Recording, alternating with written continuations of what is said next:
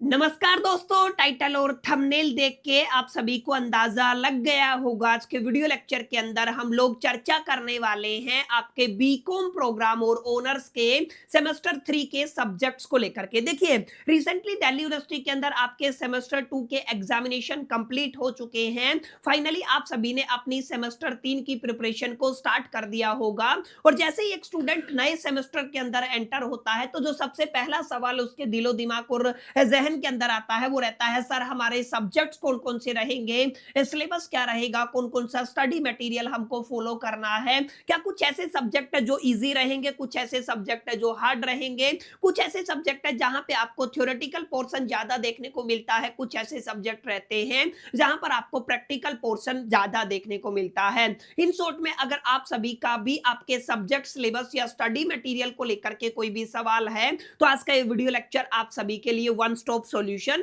रहने वाला है। अब ध्यान दीजिएगा, आज के वीडियो लेक्चर के अंदर हम लोग स्पेसिफिकली दिल्ली यूनिवर्सिटी को लेकर के चर्चा करेंगे। अगर आप लोग बीकॉम प्रोग्राम के स्टूडेंट है या ऑनर्स के स्टूडेंट हैं, दोनों ही कैटेगरी के स्टूडेंट्स के लिए आज के वीडियो लेक्चर इक्वली इंपॉर्टेंट होने वाला है। और ध्यान दीजिएगा, इस चीज से कोई फर्क नहीं पड़ने वाला आप लोग रेगुलर के स्टूडेंट है या एसएल के स्टूडेंट है या एनसी वेब के स्टूडेंट है, आप सभी तमाम कैटेगरी के स्टूडेंट्स के लिए आज का वीडियो लेक्चर, आज का सेशन इक्वली इंपॉर्टेंट होने वाला है। बहरहाल अब ज्यादा बातें ना करते हुए बढ़ते हैं सेशन की तरफ और समझते हैं आपके बीकॉम प्रोग्राम और ऑनर्स के सेमेस्टर 3 के सिलेबस को। अब ध्यान दीजिएगा, जैसा कि आप सभी जानते हैं दिल्ली यूनिवर्सिटी के अंदर जो भी सब्जेक्ट आपको ऑफर किए जाते हैं वो कैटेगरी वाइज ऑफर किए जाते हैं और कुल मिलाकर के आप सभी को 5 से लेकर के 6 कैटेगरी दिल्ली यूनिवर्सिटी के अंदर देखने को मिलती है। जहां पे सर आपकी पहली जो कैटेगरी रहती है वो आपकी डीएससी कैटेगरी रहती है, जिसको आप लोग कोर सब्जेक्ट के नाम से भी जानते हैं। डीएससी जिसका फुल फॉर्म होता है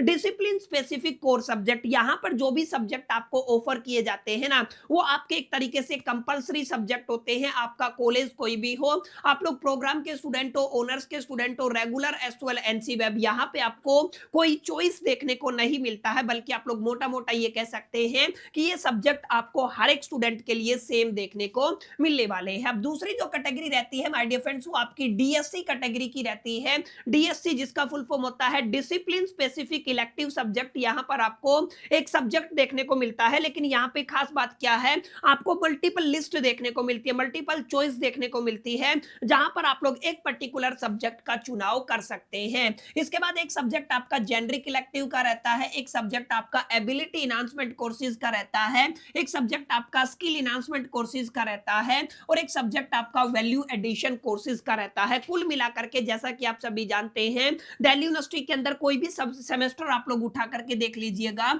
आपके टोटल कितने क्रेडिट बनते हैं सर? 22 क्रेडिट बनते हैं। कैसे बनते हैं 22 क्रेडिट? आपके जितने भी डीएससी कैटेगरी के सब्जेक्ट है, कोर सब्जेक्ट है, यहाँ पर हर एक जो सब्जेक्ट है ना आपको 4 क्रेडिट का देखने को मिलता है और कुल मिलाकर के 3 आपके सब्जेक्ट रहने वाले हैं। तो सर कितने क्रेडिट हो गए? सर आपके 12 क्रेडिट हो गए हैं। क्लियर है? अगर आप लोग यहाँ पे ध्यान देखेंगे तो एक आपका इलेक्टिव का सब्जेक्ट होता है, डीएससी कैटेगरी का सब्जेक्ट होता है, लेकिन इसके ऊपर स्टार लगा हुआ है। लेकिन जेनरिक इलेक्टिव जो सब्जेक्ट होता है ना, वो भी आपका 4 क्रेडिट का होता है। तो देखिए 12 और 4 कितना हो जाएगा? 16। इसके अलावा 2 आपके एईसी कैटेगरी के हो गए 16 और 2 18, 2 सेक कैटेगरी के हो गए 20 और 2 आपके क्रेडिट किसके हो गए? वैक कैटेगरी के। कुल मिलाकर के आपका कितना बेसिकली क्रेडिट बनता है? 22 क्रेडिट बनता है। हर सेमेस्टर दिल्ली यूनिवर्सिटी के अंदर कितने क्रेडिट का रहता है सर? 22 क्रेडिट का रहता है। अब आपको समझना ये है सर, यहां पर बीकॉम प्रोग्राम की अगर आप लोग बात करते हैं, देखिए बीकॉम प्रोग्राम की बात करते हैं और दूसरी कैटेगरी किसकी है सर? बीकॉम ऑनर्स की है। तो हम लोग स्पेसिफिकली डीएससी कैटेगरी के सब्जेक्ट्स को लेकर के चर्चा करेंगे, डिसिप्लिन स्पेसिफिक कोर सब्जेक्ट को लेकर के चर्चा करेंगे। तो बीकॉम प्रोग्राम और ऑनर्स के अंदर आपको केवल एक फर्क देखने को मिलता है सर, बीकॉम प्रोग्राम के अंदर एक सब्जेक्ट आपको पढ़ाया जाता है जिसको आप लोग बिजनेस स्टैटिस्टिक के नाम से जानते हैं, और ऑनर्स के अंदर आपको एक सब्जेक्ट पढ़ाया जाता है जिसको आप लोग बिजनेस मैथमेटिक्स के नाम से जानते हैं। यानी कि बीकॉम प्रोग्राम और ऑनर्स के अंदर अगर आप लोग सेमेस्टर 3 के रेफरेंस में बात करते हैं तो आपको केवल एक सब्जेक्ट डिफर रहेगा, बिजनेस स्टैटिस्टिक और बिजनेस मैथमेटिक्स। इसके अलावा डीएससी कैटेगरी के अंदर बचे हुए 2 सब्जेक्ट है वो आपके सेम रहेंगे। अब ध्यान दीजिएगा, बिजनेस मैथमेटिक्स हो चाहे बिजनेस स्टैटिस्टिक को अपने आप में प्रैक्टिकल सब्जेक्ट रहेगा। आपको पहले फाउंडेशन को ले करना पड़ेगा, उसके बाद आपको स्ट्रॉन्ग प्रैक्टिस करनी पड़ेगी, तभी आप लोग इस पर्टिकुलर सब्जेक्ट को टैकल कर सकते हैं। तो ये आपका पहला सब्जेक्ट हो गया है। तो सर पहला सब्जेक्ट क्या रहेगा, business statistic in the case of the program, business mathematics in the case of the honours. अब यहाँ पे ध्यान दीजिएगा, दूसरा जो सब्जेक्ट रहेगा ना वो आपका स्टार सब्जेक्ट रहेगा, जिसको आप लोग फाइनेंशियल मैनेजमेंट के नाम से जानते हैं। काफी बच्चे इसको शॉर्ट में एफएम के नाम से भी जानते हैं।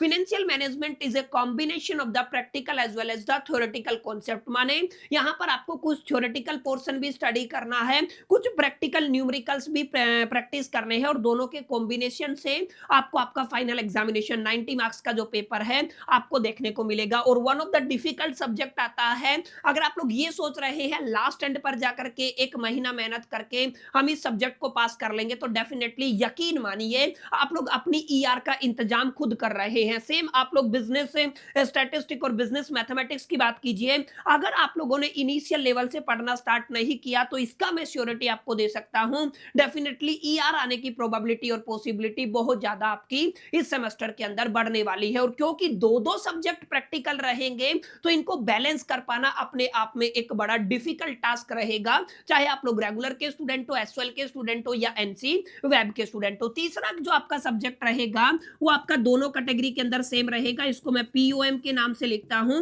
Principle of marketing. 100% theoretical subject रहेगा। इसको आप लोग लास्ट के कुछ 10 15 20 दिन एक महीने के अंदर पढ़ करके एक तरीके से अच्छे मार्क्स लेके आ सकते हैं। लेकिन बिजनेस स्टैटिस्टिक के अंदर या फाइनेंशियल मैनेजमेंट के अंदर आप लोग एंड मोमेंट पे नहीं पढ़ सकते हैं। इस बात को आपको अपने दिलो दिमाग और जहन के अंदर रेडी रखना है। अब बच गई जो कैटेगरी है वहां पे आपको चॉइस देखने को मिलती है। चीजें कॉलेज टू कॉलेज भी वेरी करती हैं और स्टूडेंट की चॉइस के ऊपर भी डिफर करती हैं। तो हम लोग इन सब्जेक्ट्स को लेकर के चर्चा नहीं करेंगे, हम लोगों ने कोर सब्जेक्ट को लेकर के चर्चा कर लिया है। अब आप सभी के दिलो दिमाग और जहन के अंदर सवाल आ रहा होगा कि सर इनके लिए स्टडी मटेरियल कहां से फॉलो करना है। काफी बच्चे मेरे से पूछते हैं कि सर हमारे पास एसवाल का स्टडी मटेरियल है तो क्या कुछ उसमें कोई दिक्कत है। तो ध्यान दीजिएगा, एसवाल दो तरीके के स्टडी मटेरियल आपको प्रोवाइड करता है। एक स्टडी मटेरियल आपके थ्योरी सब्जेक्ट के लिए होता है, एक जो आपका स्टडी मटेरियल है प्रैक्टिकल सब्जेक्ट के लिए होता है। जो एसवाल के अंदर प्रैक्टिकल सब्जेक्ट का स्टडी मटेरियल है वो रेलिवेंट नहीं है। इसके लिए डेफिनेटली मैं आप सभी को कहूंगा आपको बुक के लिए जाना चाहिए। अगर आप लोग थ्योरी की बात करते हैं तो यस, ये 100% थ्योरी सब्जेक्ट के लिए आप सभी के लिए सूटेबल रहेगा। माने जो किताब एसवाल के अंदर प्रिंसिपल ऑफ मार्केटिंग की मिलेगी वो ओके है, लेकिन बिजनेस स्टैटिस्टिक और आपका फाइनेंशियल मैनेजमेंट के लिए आपको डेफिनेटली एक सेपरेट किताब खरीदनी पड़ेगी। डेफिनेटली जो हम लोग किताब फॉलो करते हैं, जो दिल्ली यूनिवर्सिटी के अंदर किताब चलती है, मैं आपको बता देता हूं। यहाँ पे बिजनेस मैथमेटिक्स और बिजनेस स्टैटिस्टिक की अगर आप लोग बात करते हैं तो यहाँ पे केवल एक ही आपका ऑथर चलेगा सर, वो आपका रहेगा जेके ठकराल। आपको अच्छे से नोट कर लेना है, इसका नाम क्या है सर, जेके ठकराल का किताब चलेगा और इसी से आपका फाइनल एग्जामिनेशन बनने वाला है। ठीक है, तो बिजनेस स्टैटिस्टिक और बिजनेस मैथमेटिक्स दोनों ही किताबें जेके ठकराल की आती हैं, वो आपको खरीद लेनी है। अब बात करते हैं सर एफएम को लेकर के। सर एफएम को लेकर के भी वैसे तो multiple publisher along with the writers है, लेकिन मैं आपको एक नाम सजेस्ट करूंगा। सर आपको क्या करना है, आपको बेसिकली आरपी रस्तोगी खरीद लेनी है। आरपी रस्तोगी की जो किताब है one of the best book मानी जाती है,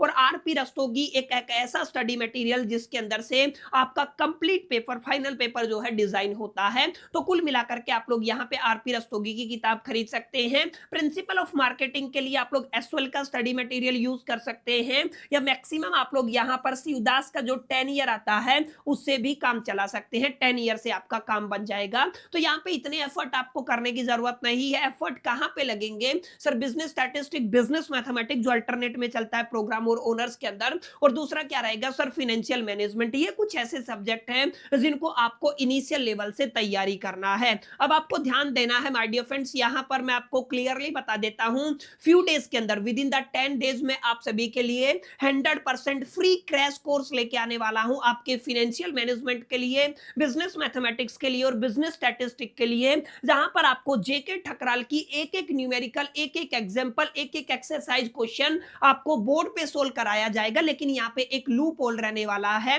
इसी तरीके से हम लोग बेसिकली फाइनेंशियल मैनेजमेंट को लेकर के भी चर्चा करेंगे। ये क्लासेज आपको कहां पे मिलेंगी, तो आपको थोड़ा सा माय डियर फ्रेंड्स यहां पे ध्यान देना है। अगर आप लोग बिजनेस मैथमेटिक्स या बिजनेस स्टैटिस्टिक्स स्टैटिस्टिक की क्लासेस की बात करते हैं तो सबसे पहले तो आप लोग एक बार YouTube खोल लीजिए। दो इंपॉर्टेंट चीजें हैं जो मैं आपको बताना चाहूंगा। सबसे पहले तो एक ये चैनल है जो आपका बीकॉम कॉर्नर करके है। किसी बच्चे को इससे भी जल्दी प्रिपरेशन करना है तो प्लेलिस्ट के अंदर पिछले साल का मेरा प्लेलिस्ट बना हुआ है जो बेसिकली फाइनेंशियल मैनेजमेंट के नाम से है। आई थिंक यहाँ पे आपको दिख जाएगा फाइनेंशियल मैनेजमेंट, करीब करीब 55 क्लासेस आपको यहाँ पे दिख जाएंगी। इसको आप लोग फॉलो कर सकते हैं। और इस साल की 2026 की जो फाइनेंशियल मैनेजमेंट की क्लासेस हैं आपको हमारे इसी चैनल बीकॉम कॉर्नर के ऊपर मिलने वाली है। टाइम वगैरह मैं सब आपको अपडेट कर दूंगा। आप लोग कमेंट करके बताइएगा कब से मेरे को फाइनेंशियल मैनेजमेंट की क्लासेस स्टार्ट करनी चाहिए, क्या टाइम रखना चाहिए, लाइव रखे कि रिकॉर्डेड रखे, ये मैं आप सभी के ऊपर छोड़ता हूं। अगर आपका अच्छा खासा रिस्पॉन्स आता है तो हम उसी हिसाब से अपनी क्लासेस को एक तरीके से शेड्यूल कर देंगे। अब देखिए, अगर आप लोग बिजनेस मैथमेटिक्स या बिजनेस स्टैटिस्टिक्स की बात करते हैं तो ये हमारा एक और ऑफिशियल चैनल है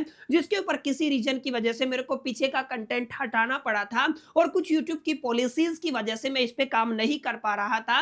लेकिन रिसेंटली अब ये ओके हो चुका है तो हम लोग क्या करेंगे, इसके ऊपर आपका एंटायर मैथमेटिक्स और आपके स्टैटिस्टिक की क्लासेस में इस पर्टिकुलर चैनल के ऊपर लेके आने वाला हूं। तो इस चैनल को भी आपको सब्सक्राइब कर लेना है और इससे पहले जो मैंने बीकॉम कॉर्नर हमारा चैनल बताया है उसको भी सब्सक्राइब कर लेना है क्योंकि दोनों को कंबाइन करके ही आपके दोनों सब्जेक्ट कंप्लीट हो पाएंगे। तो माय डियर फ्रेंड्स, ये छोटा सा वीडियो है, उम्मीद करता हूं आप सभी को समझ में आया होगा। दिल्ली यूनिवर्सिटी के अंदर प्रोग्राम और honours regular as well NCWEB के अंदर सेमेस्टर 3 के अंदर कुल मिलाकर के ये सब्जेक्ट माय डियर फ्रेंड्स आपको देखने को मिलेंगे। उम्मीद करता हूं सेशन आपको पसंद आया होगा, वीडियो आपको अच्छा लगा होगा।